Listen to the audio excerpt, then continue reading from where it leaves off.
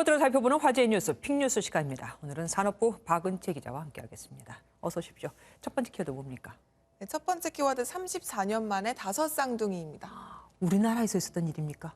네, 서울대병원 의사 20명과 간호사 10명 등 30명이 넘는 의료진이 투입돼 출산을 도왔다고 합니다.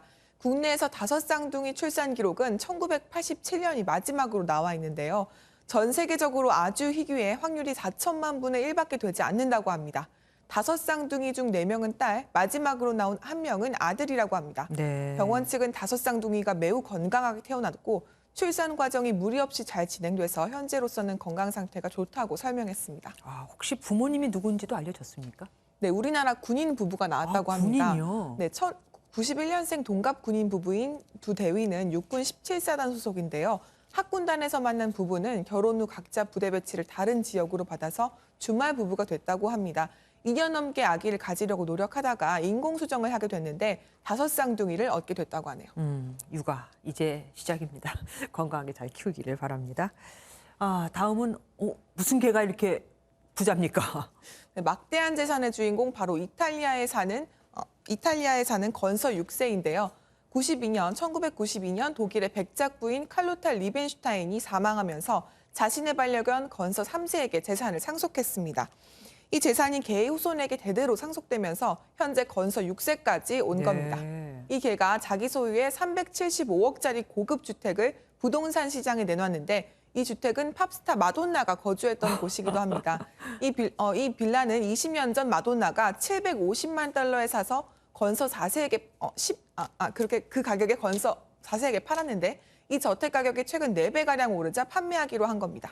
저보다 재테크를 잘하네요.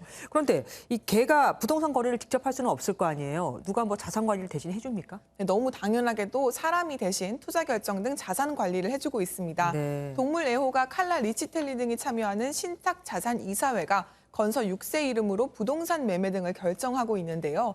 이번에 마돈나에게 샀던 저택을 매물로 내놓은 것도 이 이사회가 정했습니다. 네. 건서 6세는 재산 관리인과 조련사의 도움으로 상팔자를 훨씬 뛰어넘는 호화 생활을 누리고 있는데요. 개인 제트기를 이용해 이탈리아 밀라노와 바하마 여행을 다녀오는가 하면 개인 요리사에게 식사를 대접받고 철갑 상활, 캐비어죠. 요리도 즐겨 먹는다고 합니다. 개인이 아니라 개견이라고 해야 되나요? 제트기. 야, 대단합니다. 이 얘기는 여기까지만 하죠. 부러우면 지는 거니까. 자, 다음은 국보 1호 아닙니다. 뭐가요? 네, 앞으로 국가지정 국가등록문화재를 표기할 때 지정번호를 떼게 됩니다. 국보 1호 숭례문, 국보 2층 원각사지 10층 석탑 이렇게 부르지 않고 국보 숭례문 이렇게만 부르는 겁니다. 네. 오늘부터 문화재보호법 시행령 및 문화재보호법 시행규칙이 개정 시행되는 건데요.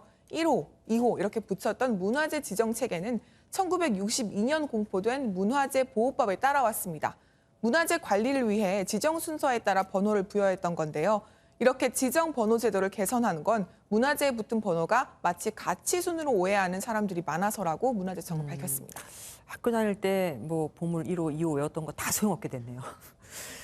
그런데 코로나는 1호 확진자가 밝혀졌다고요? 네, 코로나19 최초 환자는 중국 우한의 화난수산물 도매시장에서 일하던 한 노점 상인이라는 분석 결과가 나왔습니다. 네. 미국 애리조나대 마이클 워러비 박사가 작성한 논문이 학술지 사이언스에 게재되면서 알려진 건데요. 세계보건기구가 지난 3월 우한의 회계사 천모 씨가 최초 환자라고 보고서를 냈는데 이를 완전히 뒤집는 겁니다. 사이언스 논문은 천모 씨가 코로나19 증상을 보인 게 당초 알려진 2019년 12월 8일이 아니라 12월 16일이라고 주장했습니다. 네. 그러면서 12월 11일 증상이 발현된 웨이구이샨이라는 이름을 가진 노점 상인이 코로나19 최초 확진자라고 명시했습니다.